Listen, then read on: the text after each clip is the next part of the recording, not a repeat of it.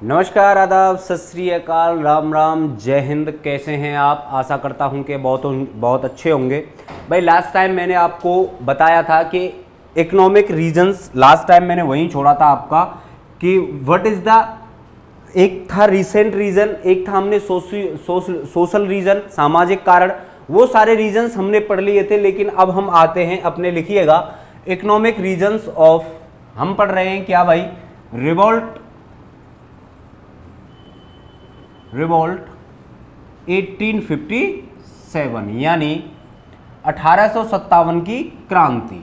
ठीक है भाई, 1857 की क्रांति के बारे में हम पढ़ रहे हैं। लिखिएगा, economic reasons of this revolt.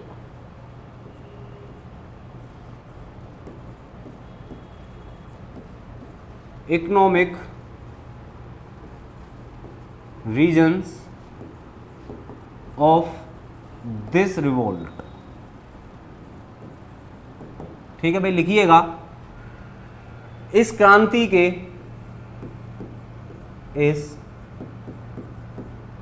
इस क्रांति के आर्थिक कारण,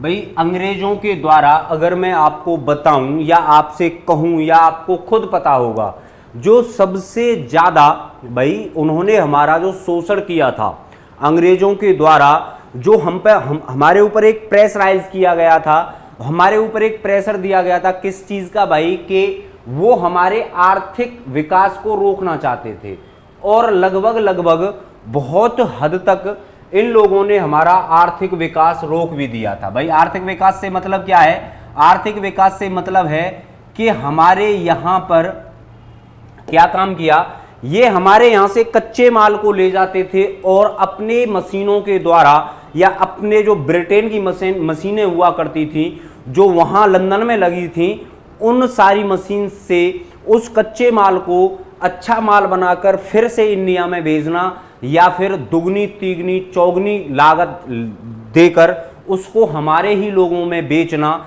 ये उनके मेन उद्देश्य हुआ करते थे। यहां तक आपकी बात समझ में आ गई? ठीक है भाई, लिखिएगा रेवेन्यू, लिखिएगा इसी में लिखिएगा भाई रेवेन्यू, इसी में लिखिएगा रेवेन्यू, लिखिएगा भाई,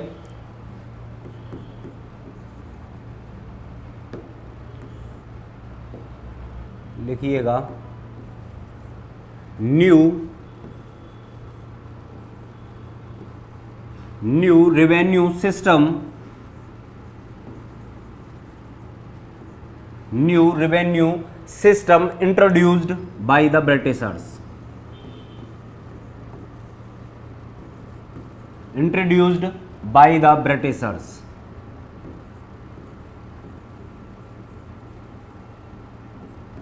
बाय द ब्रिटिशर्स। लिखिएगा अंग्रेजों के द्वारा, हिंदी वाले लिखिएगा अंग्रेजों के द्वारा लागू की गई, लिखिएगा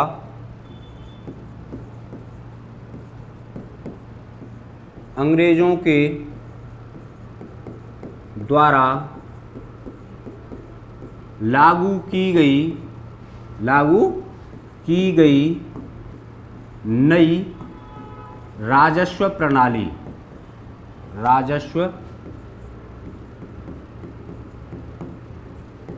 देखिए क्या था कि अंग्रेजों के द्वारा जो न्यू रेवेन्यू सिस्टम था, भाई जो न्यू रेवेन्यू सिस्टम था, उसने क्या काम किया कि भारत के लोगों को उससे क्या मिलाया कि भाई अब जो हमारा न्यू सिस्टम होगा, जो रेवेन्यू का, जो जनरेट करने का, जो राजस्व, जो पैसे जनरेट करने का एक नया जो तरीका होगा, उसी तरीके से हम क्या करेंगे भाई, यहां पर राजस्व प्रणाली या न्यू रेवेन्यू सिस्टम को अपनाएंगे। ठीक है भाई, लिखिएगा डी इंडस्ट्रीज ऑफ इंडिया। भाई क्या हुआ, अगर वो हमारे देश में जब आए थे तो उस टाइम पे भी हमारे देश में इंडस्ट्रीज तो नहीं थी, लेकिन क्या हुआ, उन्होंने अपने देश में इंडस्ट्रीज लगाई। हालांकि जो कंपनी हुआ करती थी ब्रिटिश ईस्ट इंडिया कंपनी, उसके बारे में मैं बात नहीं कर रहा हूं आपसे, मैं बात कर रहा हूं जो मेन मोटिव, जो माल जितना भी हमारे यहां से कच्चा माल, जो कच्ची सामग्री जाया करती थी, बात समझ रहे हैं आप, जो हमारे यहां से कच्चा माल जाया करता था कहां पर भाई, इंग्लैंड में जाया करता था, तो उसी माल को क्या किया भाई, उसी माल को उन्होंने बनाया और उसी माल को फिर इंडिया में कितने दामों पर बेचते थे भाई, लगभग 4 से 5 गुने। तभी तो किसने कहा था भाई स्वदेशी अपनाओ, ठीक है, किसने कहा था स्वदेशी अपनाओ, तो महात्मा गांधी ने इसीलिए कहा था। हालांकि महात्मा गांधी अभी पैदा नहीं हुए हैं, बात समझ रहे हैं आप मेरी, महात्मा गांधी अभी पैदा नहीं हुए हैं, लेकिन मैंने आपको सिर्फ समझाने की खातिर कि किस किस तरीके से क्या क्या हुआ था। लिखिएगा आगे, डी इंडस्ट्रीज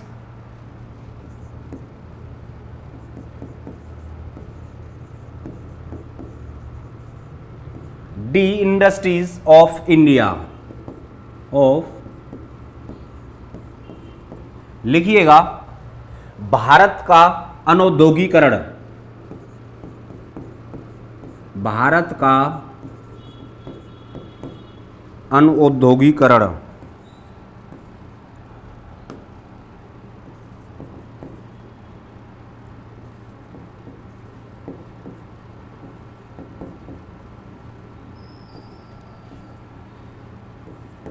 लिखिएगा भारत का अनौद्योगिकरण, डी इंडस्ट्रीज ऑफ इंडिया। आगे लिखिएगा भाई इसी में, आगे इसी में और लिखिएगा कमर्शलाइजेशन ऑफ एग्रीकल्चर,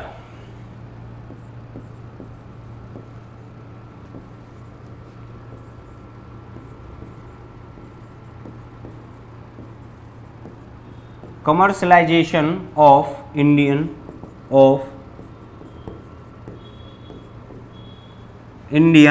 एग्रीकल्चर।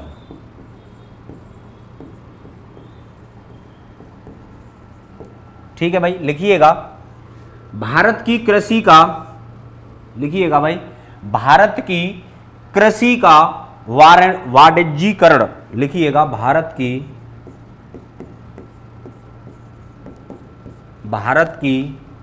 कृषि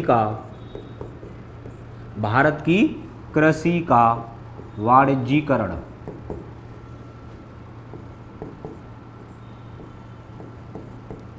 भाई क्या काम किया था अंग्रेजों के द्वारा, अंग्रेजों के द्वारा हमारी जो कृषि हुआ करती थी वो क्या कर दी गई भाई, वो कमर्शलाइज्ड कर दी गई। ठीक है भाई, आगे लिखिएगा इसी में थोड़े से और है सोशल, लिखिएगा बस आप, मैं सिर्फ आपको ये बता रहा हूं कि जो 1857 की घटना घटी उसके पीछे ना जाने कितने कारण हुआ करते थे, क्यों, फिर मैं आपको याद दिला दूं कि 1757 जैसे ही प्लासी का युद्ध इन्होंने जीता था, तो उसके बाद पर पूरे बंगाल पर लगभग कब्जा किसने कर लिया था भाई, अंग्रेजों ने कर लिया था। और लगभग अब तो 100 साल बीत गए हैं भाई, कितना, 100 साल बीत गए हैं लगभग अंग्रेजों के द्वारा होल ऑफ द इंडियन सब कॉन्टिनेंट। ठीक है भाई, इन्होंने क्या काम किया, पूरे भारत के उपमहाद्वीप पर लगभग कब्जा कर लिया था। आगे लिखिएगा इसी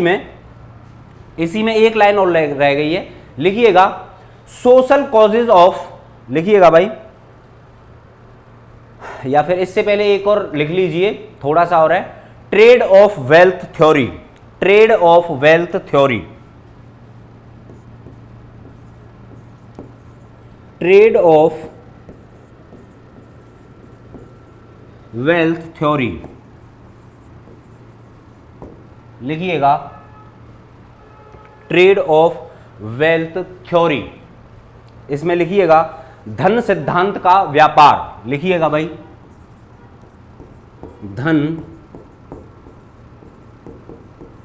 धन सिद्धांत का व्यापार। ठीक है, जल्दी से राइट डाउन कीजिए इसको,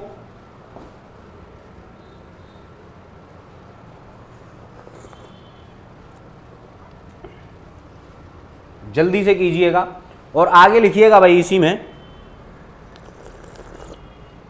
दोबारा से बता देता हूं मैं, हम पढ़ रहे हैं रिवॉल्ट 1857 यानी 1857 की क्रांति के बारे में, एंड मैंने बताया है economics reasons of this revolt, इस क्रांति के जो आर्थिक कारण हुए थे वो कौन कौन सी जो कारण थे, जो कॉजेज थे, जो जिम्मेदार हैं भाई इस क्रांति को कराने के, कौन कौन से रीजंस जिम्मेदार हैं। Number first is new revenue system introduced by the Britishers. भाई अंग्रेजों के द्वारा जो नई राजस्व प्रणालियां, जो नए टैक्स के रूप में जो नई जो रेवेन्यू कलेक्ट करने के नियम थे, भाई समझ रहे हो आप मेरी बात को, कि जैसे कि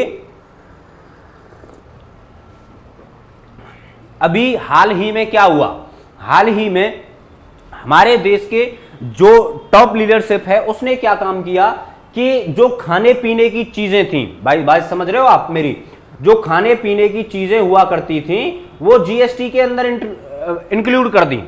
अब तक क्या हुआ था कि खाने पीने की चीजों पर किसी पर भी जीएसटी नहीं लगती थी। ऐसे ही अंग्रेजों ने क्या काम किया कि हमको नई राजस्व प्रणालियां लाकर दी कि इस चीज पर आपको और टैक्स देना होगा। अभी आपसे क्वेश्चन ये कमेंट में करके जल्दी से बताइए कि कितनी प्रतिशत या कितने प्रतिशत या परसेंटेज दूध, दही, जो जितने भी खाने पीने वाले जितने भी आइटम्स हैं उन पर कितने प्रतिशत जीएसटी लगाई गई है। ठीक है भाई, आशा करता हूं यहां तक आप सभी ने लिख लिया होगा। आगे लिखिएगा social reasons of this revolt, लिखिएगा भाई, इनको मैं हालांकि जल्दी से लिखा दूंगा, ये कोई ज्यादा दिक्कत नहीं है, लिखिएगा आगे आप। सोशल रीजंस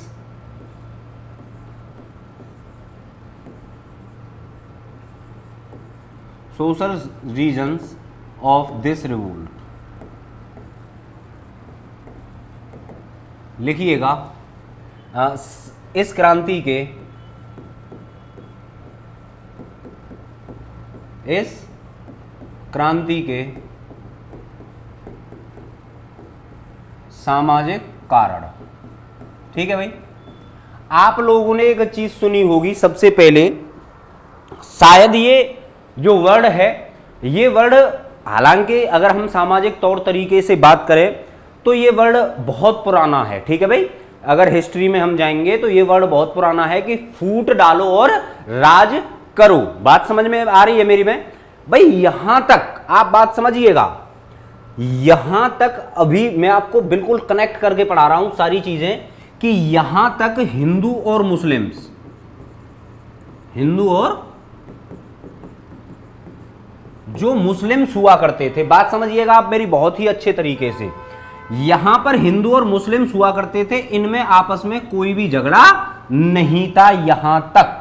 लेकिन अंग्रेजों को एक चीज जरूर पता थी कि अगर यहां पर हम इनके अंतर्गत किसको ले आए, भाई आज भी जो सबसे ज्यादा चर्चा में है, सबसे ज्यादा गलत है, इनका क्या ला दिया इन्होंने, यहां पर रिलीजियस बताना स्टार्ट कर दिया। बात समझ रहे हैं आप मेरी, कि कैसे भी इनको पता था कि अगर हम हिंदू मुसलमान को अलग नहीं करेंगे तो राज करना क्या हो जाएगा बेटा, राज करना हमारा मुश्किल हो जाएगा। तो लगभग लिखिएगा हिंदू और मुसलमानों के बीच, लिखिएगा भाई नंबर फर्स्ट रीजन, हिंदू और मुसलमानों के बीच, लिखिएगा मुसलमानों के बीच, हिंदू और मुसलमानों के बीच आपसी मतभेद पैदा करना, आपसी मतभेद पैदा करना। ठीक है भाई, आगे लिखिएगा इसी में, और आगे लिखिएगा भाई अंग्रेजों के द्वारा, लिखिएगा भाई अंग्रेजों के द्वारा किए गए सामाजिक सुधार, लिखिएगा अंग्रेजों के द्वारा, नंबर सेकंड, अंग्रेजों के द्वारा किए गए सामाजिक सुधार। ठीक है भाई, इंग्लिश वालों लिख लेना अपने आप, कोई दिक्कत नहीं है, किए गए सामाजिक सुधार। आगे लिखिएगा number third is abolished by sati system, लिखिएगा सती प्रथा का अंत, सती प्रथा का अंत। लिखिएगा, लिखिएगा सती प्रथा का अंत। आगे लिखिएगा ठगी प्रथा का अंत, ठगी प्रथा का अंत। आगे लिखिएगा पांचवा कारण, लिखिएगा नरबली, नरबली प्रथा का अंत भाई। और लास्ट में लिखिएगा छठई दास प्रथा का अंत।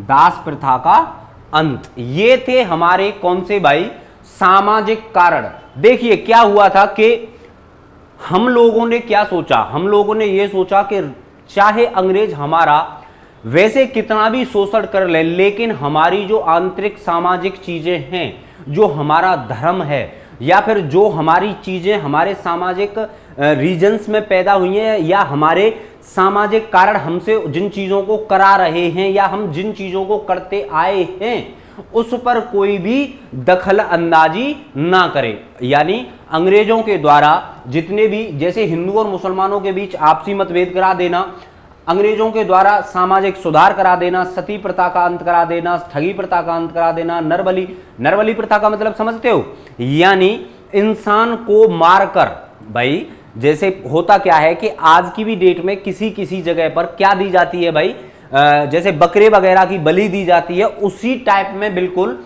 तो इंसान की बलि दी जाती थी। इस बलि को भी अंग्रेजों के द्वारा नष्ट किया गया या खत्म किया गया। अच्छा, दास प्रथा क्या चीज होती है भाई? दास प्रथा स्लेव यानी अपना गुलाम बनाकर रखना। समझ रहे हो आप मेरी बात को, कि अपना गुलाम बनाकर रखना, इसी को क्या कहते हैं? दास प्रथा कहते हैं। लेकिन अंग्रेजों के द्वारा ये सारे के सारी चीजें क्या हुई भाई? इनका अंत कर दिया गया। बात समझ रहे हैं आप मेरी? लिखना चाहें तो लिख लेना, वैसे कोई जरूरत नहीं है, सिर्फ मैंने आपको समझाने के कारण। ठीक है भाई, जैसे ही वीडियो को पॉज करके आप इसको लिख लीजिएगा। आगे लिखिएगा रीसेंट रीजंस या recent causes of this revolt.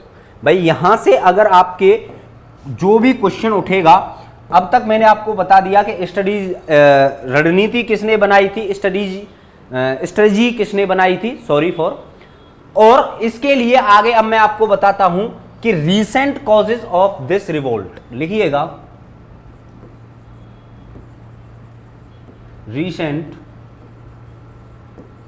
Causes of this revolt,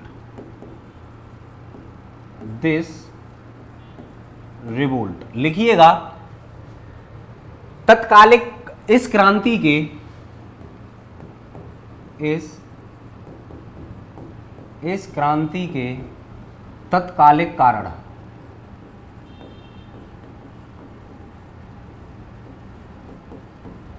ठीक है भाई, इस क्रांति के तत्कालिक कारण क्या क्या कारण हुए थे? तत्काल, तत्काल मीन्स मतलब रीसेंट यानी अभी अभी। भाई जैसे ही वो क्रांति होना स्टार्ट हुई थी, तो उससे महीने या 1.5 महीने या 15 दिन पहले क्या क्या कारण हुए थे, उसी को हम क्या कहते हैं? उसी को हम रीसेंट कॉजेस बोलते हैं, यानी तत्कालिक कारण कहते हैं। देखिए क्या हुआ था। हुआ यह था कि सबसे पहले एक वुडन या फिर जो लकड़ी की बंदूक आती थी। ठीक है भाई, एक क्या हुआ करती थी कि जितने भी हमारे सैनिक, भाई ऐसा तो नहीं है कि अंग्रेज अपने यहां से ही सारे सैनिक लाए थे, हमारे यहाँ के भी सैनिक हुआ करते थे, और मोस्ट ऑफ देम लगभग 60 से 70% क्या हुआ करते थे? फिर उन्होंने हमारे ही सैनिक रखने स्टार्ट कर दिए थे। यहां तक आप लोगों को समझ में आ गई चीजें? ओके सर, आ गई यहां तक। मैं आपको बता रहा था कि एक वुडन राइफल थी। ठीक है भाई, वुडन राइफल हुआ करती थी। ठीक है,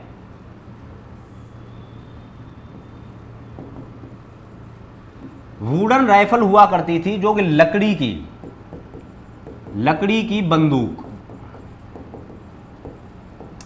इसके बाद क्या हुआ कि इन्होंने क्या ला दी बेटा? इन्होंने एक आयरन यानी लोहे की बंदूक ला दी। और उसके बाद क्या हुआ कि हालांकि ये एक केवल भ्रम था, बात समझ रहे हैं आप मेरी? ऐसा नहीं था, लेकिन ये केवल एक भ्रम हुआ था कि ऐसा है।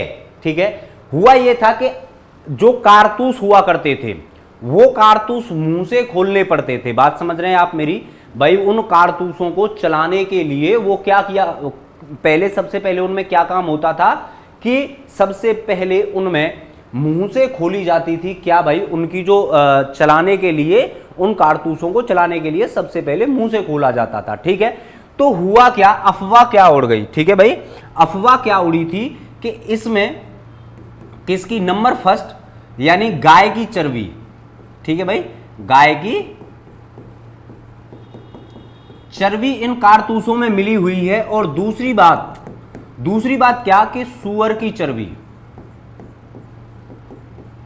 सूअर की चर्बी। अब मैं आपको बताता हूं, सिर्फ ये एक अफवाह थी कि कारतूसों में ऐसी भी कोई चीज है, ठीक है। अब गाय की चर्बी किसके लिए भाई, हिंदुओं के लिए। बात आप मेरी समझ रहे हैं कि कोई भी हिंदू होगा वो गाय की चर्बी को पसंद नहीं करेगा, क्योंकि गाय हिंदुओं के लिए पूजी जाती है। और सूअर की चर्बी किसके लिए भाई, मुसलमानों के लिए कोई भी पसंद नहीं करेगा, क्योंकि मुसलमानों में भी क्या किया जाता है, सूअर को पूजा जाता है। बात आपकी समझ में आ गई।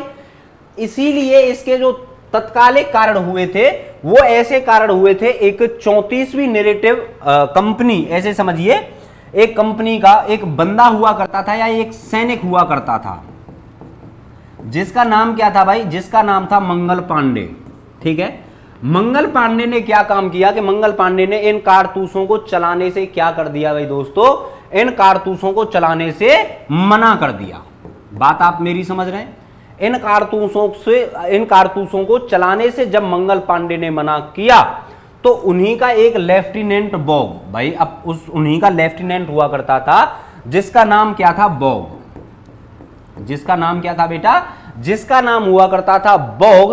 और बॉग में ही इसने कहा कि पहले तू ही आ भाई, तू जो नेता बन रहा है, तू जो मुझसे बोल रहा है कि इनको ये कारतूस तुझे चलाने पड़ेंगे, तू ही आ, आप ही आओ। और इन्होंने क्या काम किया, मंगल पांडे ने इनको गोली मार दी और इनकी उसी टाइम पर मृत्यु हो गई, ठीक है भाई। उसी टाइम पर क्या हो गई, मृत्यु हो गई। हालांकि मंगल पांडे को फांसी दे दी गई, लेकिन अब यहां तक आप लोगों को सारी चीजें समझ में आ गई होंगी, इसीलिए मैंने आपको ये सारी चीजें बताई थी। आगे लिखिएगा, इसी में लिखिएगा भाई, लिखिएगा आ सोल्जर्स मंगल पांडे, लिखिएगा आ सोल्जर्स लिखिएगा भाई, आ सोल्जर्स मंगल पांडे, या फिर इससे पहले आप ये लिख लीजिए जो मोस्ट इंपोर्टेंट चीज भी है इस चीज के लिए, लिखिएगा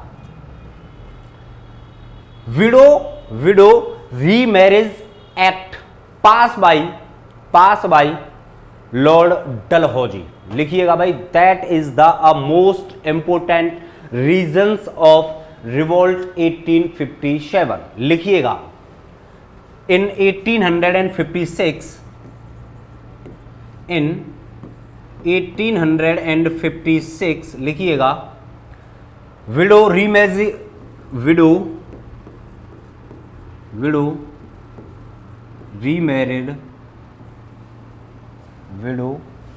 रीमैरिड एक्ट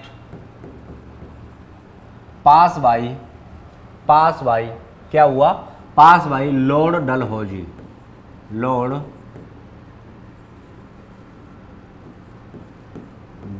लिखिएगा 1856 में लॉर्ड डलहौजी, लिखिएगा लॉर्ड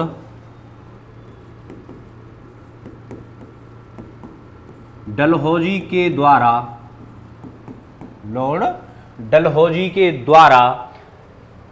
पुनर्विवाह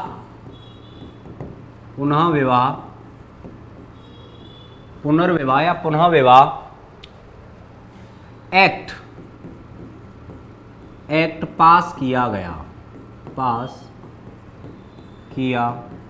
गया। देखिए भाई, हालांकि ये होना चाहिए था भाई, अगर आज की डेट में हम सोचें, पहले क्या हुआ करता था बेटा, हमारे यहाँ पहले सती सिस्टम हुआ करता था। ठीक है भाई, जो कि एक सबसे बड़ी सामाजिक बुराई जिसको मैं कंसीडर करता हूं या फिर हर इंसान कंसीडर करता है कि सबसे ज्यादा जो बुराई थी वो यही थी कि हमारे यहां सती सिस्टम, आपको अब मैं एक सेकंड लूंगा बस, सती प्रथा। ठीक है भाई, अब इसके मतलब क्या थे? इसके मतलब ये हुआ करते थे कि जैसे भी मान लीजिए किसी लड़की की शादी को 1 मंथ, बात समझ रहे हैं आप मेरी, 1 मंथ एज अप्रोक्सली 17 साल, 16 साल या 18 साल।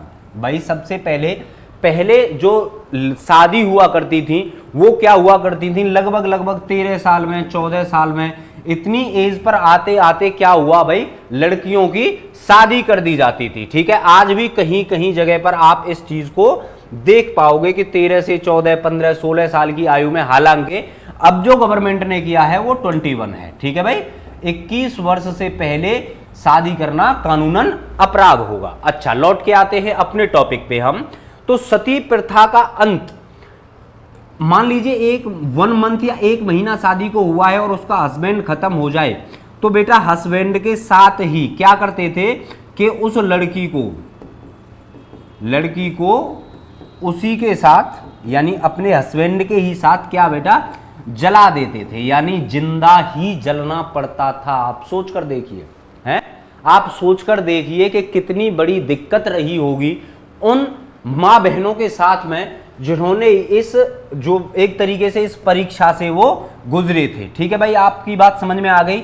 तो इसीलिए क्या किया, जो हमारे यहाँ के लोग थे, हालांकि हुआ तो ये अच्छा, लेकिन उनको क्या लगा कि आप हमारा चाहे कितना भी शोषण कर लीजिए, मैंने आपको भी थोड़ी देर पहले बताया था कि इन्होंने कहा कि आप चाहे हमारा कितना भी शोषण कर लीजिए, वो हमें मंजूर है। बात समझ रहे हैं आप, वो हमें मंजूर है, लेकिन आप हमारे सामाजिक तौर तरीके में इंटरफेयर करेंगे, बात आप मेरी समझ रहे हैं, आप हमारे सामाजिक तौर तरीके में या धर्म के मामले में इंटरफेयर करोगे तो हमसे ये चीज बर्दाश्त नहीं होगी। ठीक है भाई, नहीं होगी। अच्छा, विडो रीमैरिड एक्ट पास करके कौन चला गया था भाई, लॉर्ड डलहौजी। लेकिन इस पर सबसे ज्यादा जो काम किया था, इस पर सबसे ज्यादा 1856 में लॉर्ड डलहौजी चला गया और 1856 में ही गवर्नर जनरल बनकर कौन आया भाई, लॉर्ड कैनिंग। कौन आया, लॉर्ड कैनिंग। उसने इस एक्ट पर क्या किया था भाई, काम किया था और इस एक्ट को पास कराया था। ठीक है भाई, लिखिएगा, लॉर्ड कैनिंग 1856, लिखिएगा, इन 1856 भारत को क्या मिल गया था भाई, new governor general of India Bharat को तब तक मिल चुका था। लिखिएगा, इन 1856 लॉर्ड कैनिंग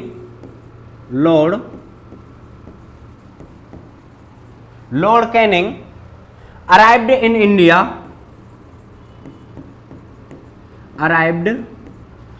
इंडिया, या फिर ऐसे नहीं, अराइव्ड इन इंडिया नहीं, ऐसे लिखिएगा, Lord Canning arrived in India and made, ऐसे लिखिएगा, and made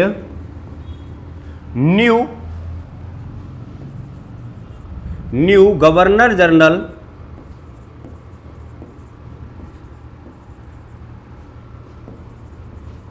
of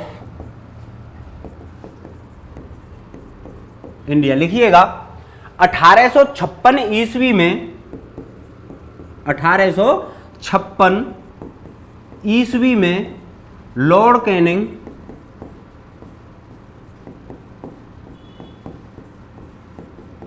Canning Bharat आया।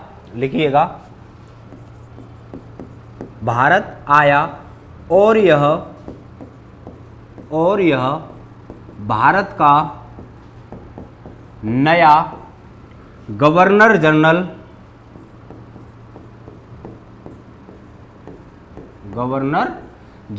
नियुक्त किया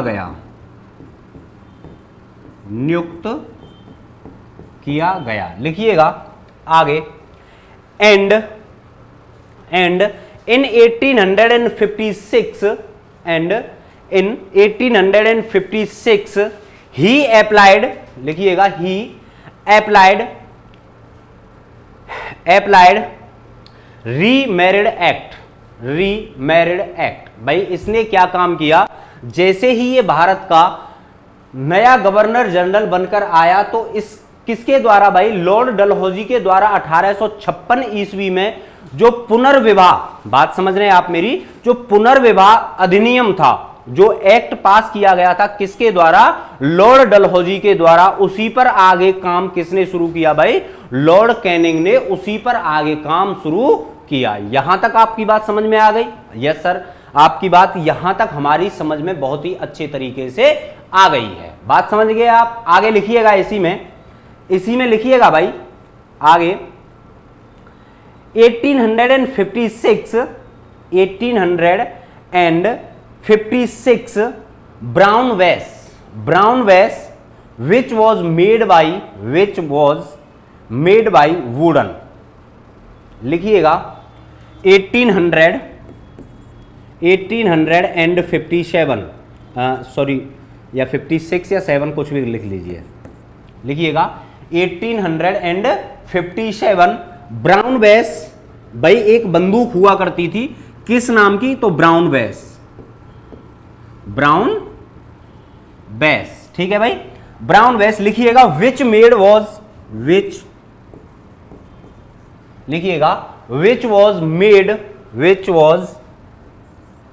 वॉज मेड बाई वुडन। लेकिन लिखिएगा एक ब्राउन वेस नाम की, ऐसे लिखिएगा 1857 में ब्राउन बेस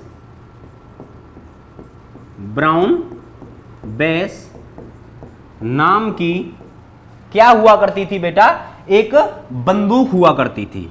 ब्राउन बेस नाम की एक बंदूक हुआ करती थी, जो कि लिखेंगे, जो कि लकड़ी की बनी थी। ठीक है भाई, जल्दी से राइट डाउन कीजिए इसको और उसके बाद मैं आपको आगे लिखाता हूं। ठीक है भाई, हम पढ़ रहे हैं recent causes of this revolt, यानी 1857 की क्रांति के तत्कालिक कारणों के बारे में पढ़ रहे हैं। और नंबर फर्स्ट कारण क्या था? नंबर फर्स्ट कारण था कि 1856 ईस्वी में विडो रीमैरिड एक्ट पास किया गया। किसके द्वारा भाई? This act pass by Lord Dalhousie. And 1856 Lord Canning arrived in India, a new governor general of India. ठीक है भाई, और क्या हुआ कि लॉर्ड कैनिंग भारत का 1856 में क्या बन के आया था भाई? नया गवर्नर जनरल बन के आया था। आगे लिखा है मैंने कि इन 1856 brown base name which was made by wooden, एक लकड़ी की बंदूक हुआ करती थी जिसको के किसको दिया जाता था भाई? सैनिकों को दिया जाता था। लेकिन 1 जनवरी 1857 से क्या हुआ, आगे पढ़ते हैं। ठीक है, ये जल्दी से आप लिख लीजिए, ऊपर से यहां से साफ कर रहा हूं मैं। ठीक है भाई, लिखिएगा 1 जनवरी 1857 से लकड़ी की बंदूक की जगह पर, लिखिएगा भाई, लकड़ी के बंदूक की जगह पर लोहे की बंदूक दे दी गई। क्या किया गया भाई? लोहे की बंदूक दे दी गई। लिखिएगा जिसको इनफील्ड राइफल के नाम से जाना जाता है। लिखिएगा जनवरी 1857, लिखिएगा 1857 इनफील्ड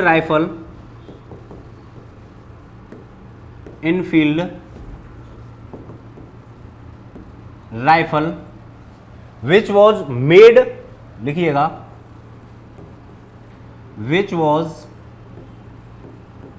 मेड बाई आयरन। लिखिए भाई, हिंदी लिख लीजिएगा कि 1857 में कैसी बंदूक दी गई भाई? एक लोहे की बंदूक दी गई थी। लिखिएगा एक लोहे की बंदूक दी गई थी। अब मैं अपनी मेन पॉइंट पे बात पे आते हैं कि लोहे की बंदूक दे दी गई, लेकिन बात क्या थी भाई, अफवाह क्या थी? अफवाह ये थी कि जो मैंने आपको पहले ही बताया था कि उस बंदूक में जो कारतूस पड़ते थे, ठीक है, बात समझ रहे हैं आप मेरी, जो कारतूस जो गोली पड़ा करती थी वो क्या भाई मुंह से खोलनी पड़ती थी, ठीक है। इनफील्ड राइफल में क्या हुआ करता था, जो गोली हुआ करती थी वो मुंह से खोलनी पड़ती थी, लेकिन उसमें अफवाह क्या उड़ी कि इन्हीं कारतूसों में क्या है भाई, गाय की चर्बी युक्त, क्या है, चर्बी युक्त कारतूस हैं ये।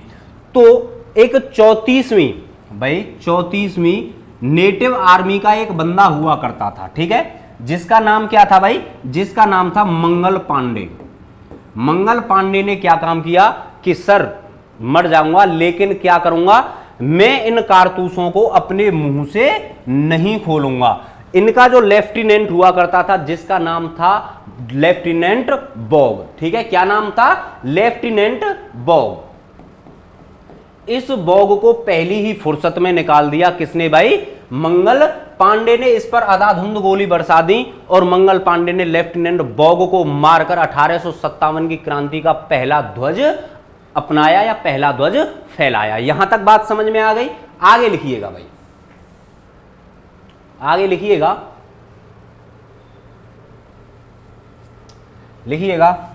मंगल पांडे मंगल पांडे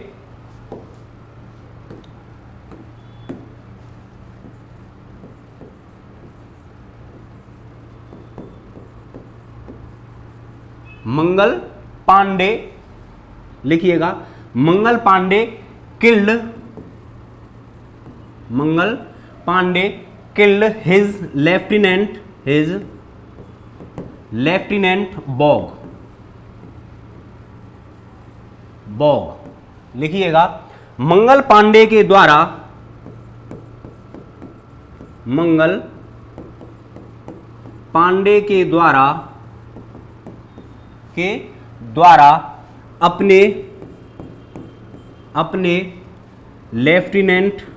अपने लेफ्टिनेंट बॉग को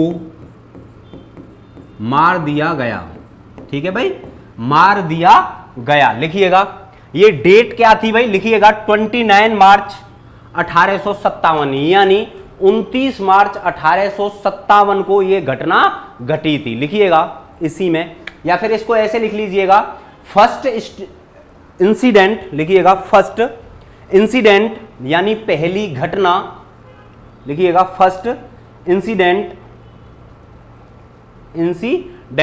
मंगल Pande killed his lieutenant Baugh in Barrackpore Paschim Bengal में क्या काम किया गया भाई, इसने अपने लेफ्टिनेंट को मार गिराया। लेकिन ये जो घटना थी ये किसकी तरह फैली बेटा, जिस तरीके से हम पेट्रोल को डाल देते हैं किसमें, आग में, ठीक है। आग फिर किस तरीके से फैलती है, बहुत तेजी से फैलती है, ठीक उसी तरह ये खबर कहां पर आई थी भाई, ये खबर आ गई मेरठ। कहां पर, उत्तर प्रदेश में एक जगह पड़ती है, एक शहर पड़ता है जिसका नाम है मेरठ। लिखिएगा अगला जो घटना घटी थी वो कहां घटी थी भाई, मेरठ में।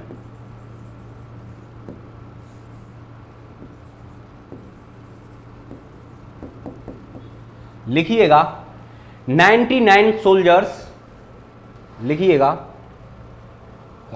भाई, इसमें एक और चीज लिख लीजिएगा सबसे पहले ऊपर कि इस चीज में भाई जो मंगल पांडे ने इसको मारा था तो 8 अप्रैल, ठीक है भाई, यहां पर लिख रहा हूं मैं 8 अप्रैल 1857 ईस्वी को क्या किया गया था भाई, मंगल पांडे को फांसी दे दी गई थी, ठीक है भाई, एग्जीक्यूशन ऑफ मंगल पांडे, ठीक है। आगे अब मेरठ वाले में लिखिएगा भाई, लिखिएगा 99 सोल्जर्स जो क्या हुआ करते थे भाई, थर्ड नेटिव इन्फेंट्री यानी लिखिएगा 3वीं या तीसरी नेटिव आर्मी के क्या हुआ करते थे भाई, सोल्जर्स हुआ करते थे। लिखिएगा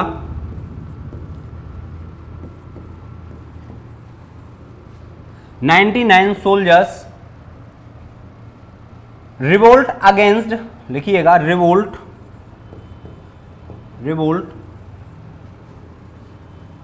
अगेंस्ट हिज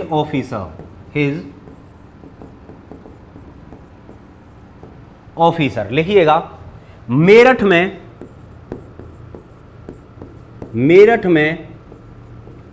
99 सिपाहियों के द्वारा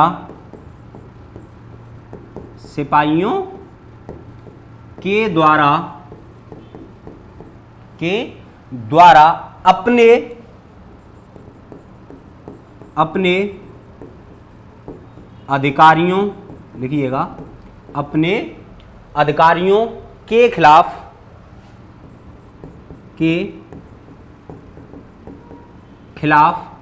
क्या किया गया भाई, के खिलाफ विद्रोह किया गया या फिर गोलियां चलाई गई, विद्रोह किया। ठीक है भाई, देखिए होता क्या है कि जैसे ही ये इन 99 सिपाही थे या 99 जो सोल्जर्स हुआ करते थे, इनका नेतृत्व किसने किया था भाई, इनको लीडरशिप किसने दी थी, तो एक कदम सिंह नाम का सोल्जर्स हुआ करता था, उसने इन सभी लोगों को क्या काम किया कि लीडरशिप प्रदान की। और अगले ही दिन क्या हुआ, मैं आपको बताऊंगा पूरी कहानी, कि अगले ही दिन क्या हुआ कि कदम सिंह ने इन अधिकारियों पर गोली चलाई और इनमें से लगभग भाई जो कि 85 लोग इसमें दोषी पाए गए थे और इनको क्या कर दी गई भाई, इनको उम्र कैद यानी जीवन भर तुम कहां रहोगे, जीवन भर जेल में रहोगे। इनको 85 लोगों को जीवन भर की जेल कर दी गई। लेकिन एक कदम सिंह थे, इन्होंने इस रिवोल्ट को अपने हाथ में लिया, लीडरशिप अपने हाथ में ली और इन 85 लोगों को वहां से अंग्रेजों की जेल से छुड़ा लिया। यहां तक बात समझ में आ गई? यस सर, आ गई समझ में। आगे बात करते हैं। ये 85 और कदम सिंह ही मिलकर अगली ही सुबह यानी 11 मई, कब भाई, 11 मई लिखिएगा 85 soldiers and Kadam Singh arrived in Delhi Red Fort, लिखिएगा कदम सिंह एंड 85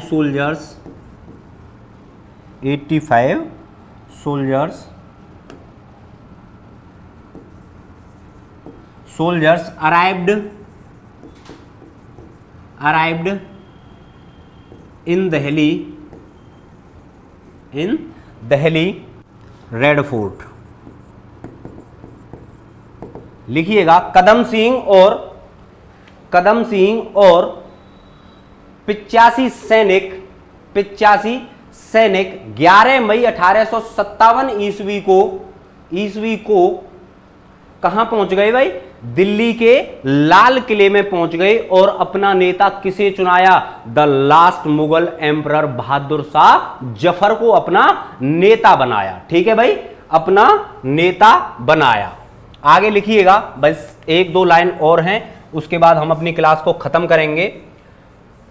भाई जैसे ही अंग्रेजों को यह पता चला कि ये सारे के सारे लोग कहां पर आए हैं, भाई ये दिल्ली किससे मिलने आए हैं, बहादुर शाह जफर से मिलने आए हैं, तभी इन लोगों ने क्या काम किया, अंग्रेजों के द्वारा Bahadur Shah Zafar arrest and sent to Rangoon Burma. लिखिएगा, बस यही एक लाइन है, लिखिएगा 19 सितंबर 1857 Bahadur Shah Zafar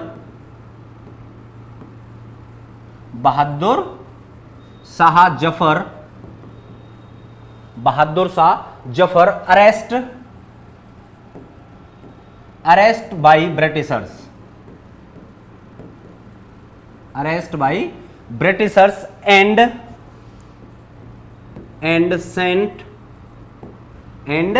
Saint to Rangoon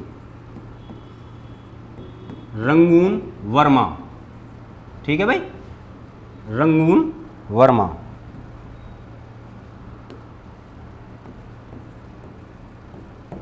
लिखिएगा 19 सितंबर 1857 को बहादुर